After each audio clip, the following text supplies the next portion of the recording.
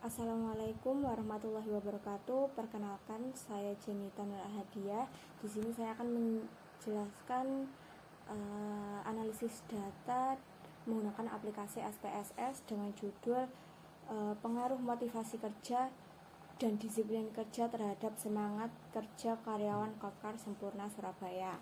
Nah, langsung saja. Yang pertama kita copy paste terlebih dahulu data dari Excel-nya ke aplikasi SPSS. Setelah muncul, kita dapat mengganti nama dari variabelnya di variabel view. Langsung aja diganti exact.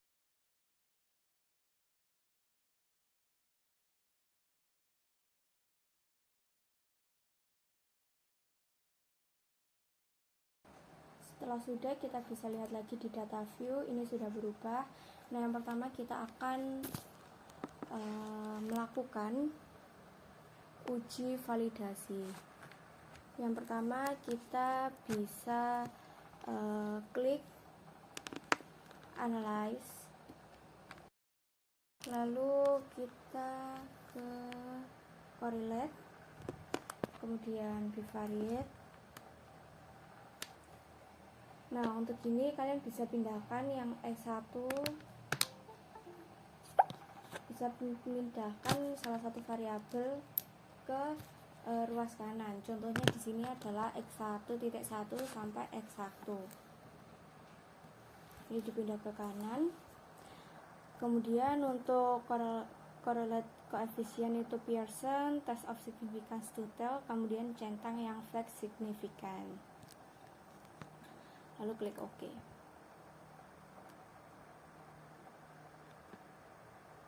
Ini nanti akan muncul data dari korelasinya.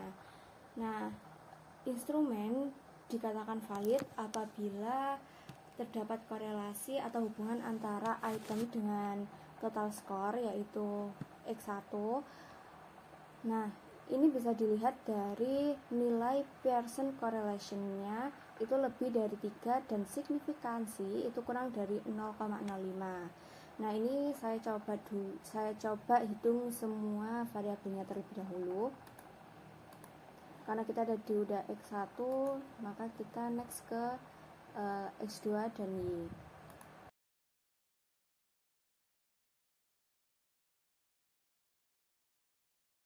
Oke, karena datanya sudah muncul, bisa kita lihat X1, seluruh instrumen X1 ini itu nilainya lebih dari 0,3 dan signifikansinya kurang dari 0,05. Artinya X1 ini memiliki hubungan, X1.1 sampai X1.6 ini memiliki hubungan dengan X1. Kemudian yang X2.1 sampai X2.3 itu juga sama, nilainya lebih dari 0,3 dan signifikansinya kurang dari 0,05, maka ini berhubungan dengan X2.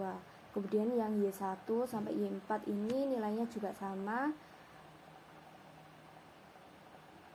lebih dari 0,3 dan signifikansinya kurang dari 0,5, maka seluruh instrumen Y1 sampai 4 ini berhubungan dengan Y. Nah, selanjutnya kita bisa langsung ke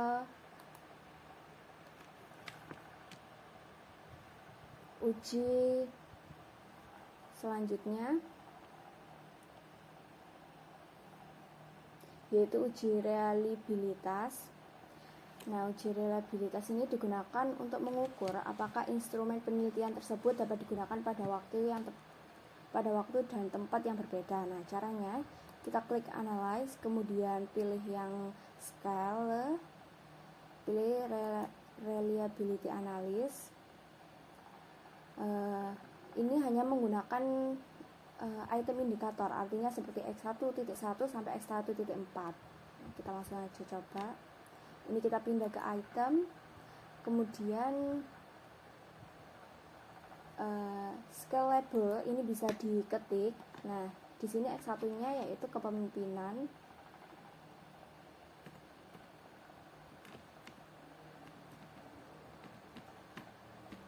Nah, setelah selesai langsung aja klik OK.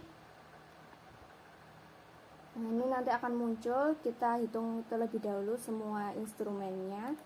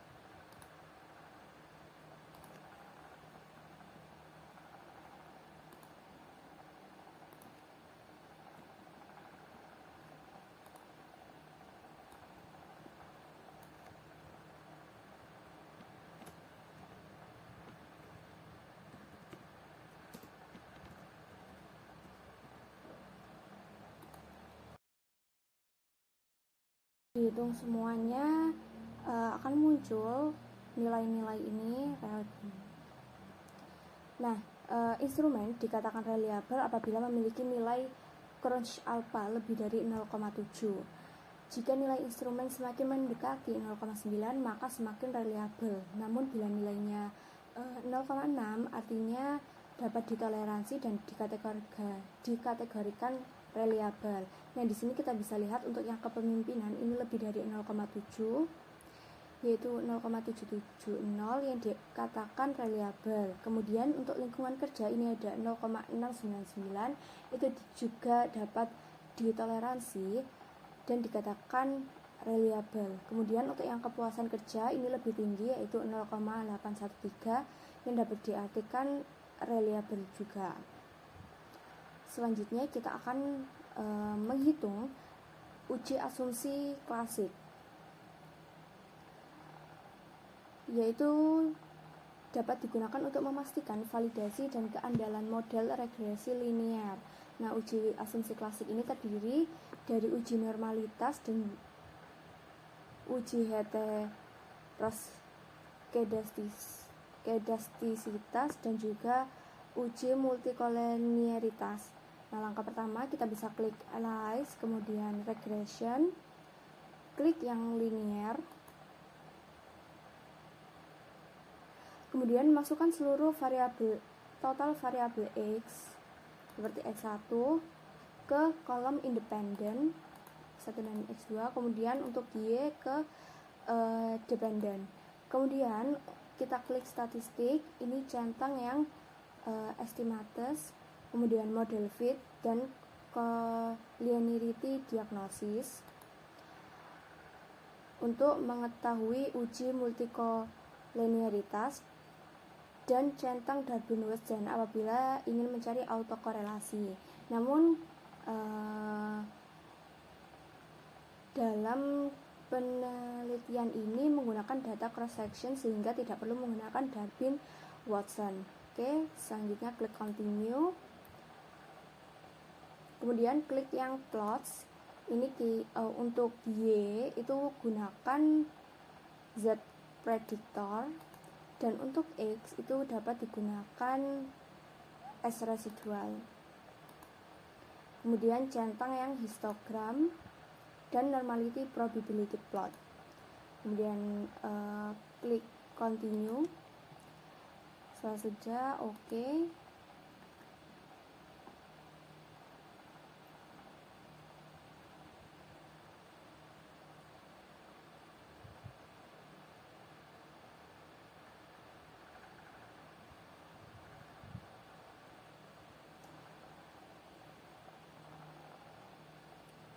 Nah, sambil kita menunggu ketentuan uji normalitas, pertama, apabila persamaan regresi berbentuk lonceng, maka memenuhi normalitas. Untuk memastikan kembali, maka diperlukan uji lanjutan seperti ketika terdapat data yang di luar bentuk lonceng, belum bisa dapat dipastikan normalitasnya. Nah, kita langsung aja lihat grafiknya. Nah, dapat dilihat dari penelitian ini hasil persamaan regresi tidak berbentuk lonceng karena ada beberapa yang tidak memenuhi garis sehingga belum bisa dipastikan normalitasnya. Kemudian ada titik P-plot. Nah, di titik P-plot ini juga terdapat titik yang tidak segaris dengan garis diagonal, yang artinya butuh pengujian lebih lanjut. Yang ketiga pengujian heterokedastisitas. Nah, di sini bisa dilihat titik-titiknya ini menyebar ya. Maka dapat digunakan penelitian lebih lanjut untuk memastikan kembali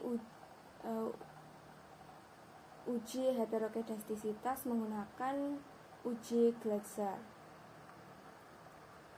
Kemudian kita akan melihat uji analisis multikolinearitas untuk melihat hubungan masing-masing variabel independen. Bila saling berhubungan, tidak dapat dikatakan multikolinearitas, dapat dikatakan bebas dari multikolinearitas bila nilai toleransi lebih dari 1 dan WIF kurang dari 3. Nah, kita bisa lihat toleransi di sini itu nilainya lebih dari 0,1 dan VIF-nya itu kurang dari 3, yang artinya bebas dari multikolinearitas. Selanjutnya kita akan uji normalitas menggunakan Kolmogorov dan Smirnov. Lalu ada uji heterokedastisitas lanjutan dengan Gleiser. Nah, sebelum itu kita akan mencari nilai residual terlebih dahulu. Kita klik Analyze, kemudian pilih yang regresi, pilih linear. Nah, di sini kita riset terlebih dahulu semuanya. Kita bisa masukkan variabel X ke independen dan variabel Y ke dependen. Kemudian kita klik Save. Lalu klik yang Unstandardized dan Standardified Deleted. Lalu klik Continue. Kemudian klik OK. Nah, ini bisa diabaikan terlebih dahulu. Nanti setelah kita menghitung tadi akan muncul nilai ini, residual underscore 1.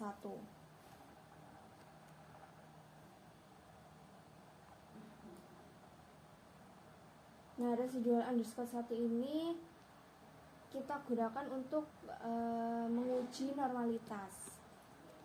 Kita harus blok terlebih dahulu, kemudian baru kita hitung. Nah, kita linear, ini tetap, ini yang Y tadi diganti dengan residual.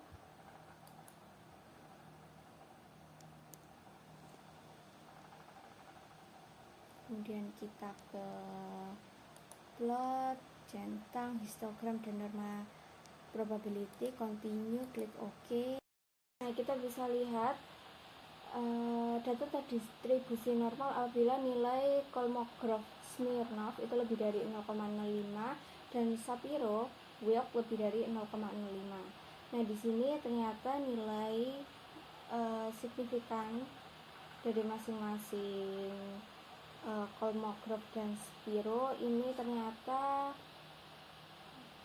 kurang dari 0,05, yang artinya hasilnya tidak normal karena rata-rata responden memberikan jawaban yang sama seperti 445, 544, 555, 44 dan seperti itu. Nah, kemudian kita akan melakukan uji heterokedastisitas. Yang pertama, kita bisa klik transform, lalu komputer variabel. Nah, di sini kita bisa klik all, lalu yang ABS kita klik ke atas. Nah, di sini ada tanda tanya ini, kita klik yang standar, masukkan ke sini, lalu kita klik namanya.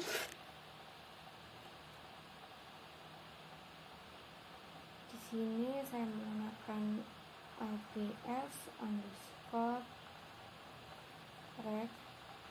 Nah, di sini tanpa spasi ya. Kemudian klik OK.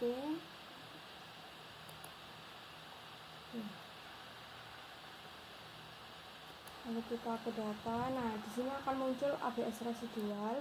Ini digunakan ABS residual ini menunjukkan mengubah nilai residual ini menjadi nilai yang positif serta pengurangan di belakang koma.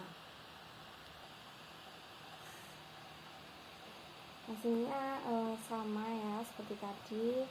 Lalu kita akan menghitung selanjutnya regresi absolut residual. Kita klik analyze,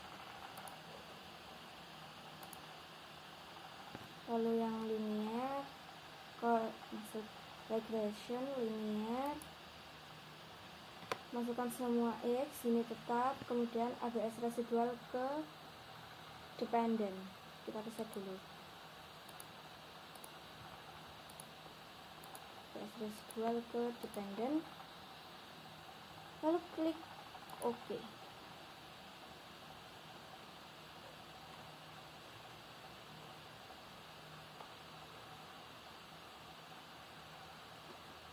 Kemudian akan muncul nilainya. Apabila nilai signifikansi itu lebih dari 0,05, artinya tidak berpengaruh dengan absolut residual. Nah, di sini kita bisa melihat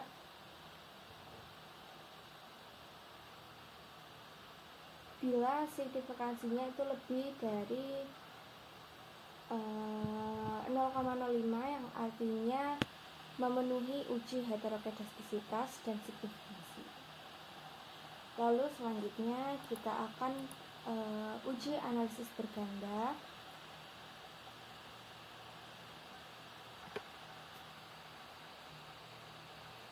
Nah, di sini kita akan cek residual seperti biasa di regression linear. Lalu kita ini reset terlebih dahulu, X1 masukkan independen dan X2, kemudian yang Y masukkan ke dependen. Oke, kita klik OK.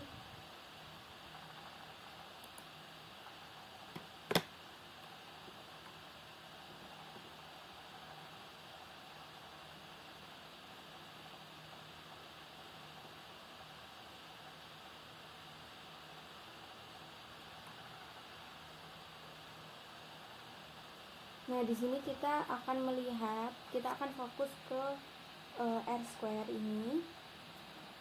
R-square ini menunjukkan variabel independen mampu menjelaskan variabel dependen sebesar berapa persen. Nah, di sini kita bisa lihat kalau R-square-nya itu nilainya 0,581 atau 58%. Itu ternyata variabel independen ini mampu menjelaskan variabel dependen sebesar 58%, dan 42% lainnya itu berasal dari variabel lain di luar penelitian. Kemudian kita akan cek UGF untuk melihat pengaruh dari variabel X terhadap variabel Y, apakah berpengaruh secara simultan atau tidak. Nah, berpengaruh apabila nilai signifikansi ini kurang dari 0,05. Nah, di sini nilainya kan 0,000, yang artinya variabel X ini berpengaruh simultan terhadap variabel Y. Kemudian kita akan cek UJT. UJT ini menjelaskan apakah variabel X1 dan X2 ini berpengaruh secara parsial terhadap variabel Y. Nah, berpengaruh apabila nilai signifikans ini kurang dari 0,05. Nah, kita bisa lihat kalau kedua variabel ini memiliki nilai kurang dari 0,05, yang artinya variabel tersebut berpengaruh secara parsial. Nah, untuk mengetahui variabel yang paling berpengaruh atau dominan, kita bisa lihat nilai signifikan yang paling besar yaitu X2. Jadi X2 ini yang paling dominan. Nah, cara untuk mendapatkan persamaan regresi itu dapat diketahui dari variabel yang memenuhi nilai signifikansi kurang dari 0,05. Nah, di sini bisa ketahui keduanya masuk, yang artinya kita bisa buat persamaannya yaitu Y 1,922 sama dengan X1 0,601 plus X2 0,393. Jadi dalam persamaan ini kita bisa lihat persamaannya dari unstandard datanya seperti itu. Nah, itu dia uji terakhir yang kita dapatkan. Apabila ada salah, saya mohon maaf. Wassalamualaikum warahmatullahi wabarakatuh.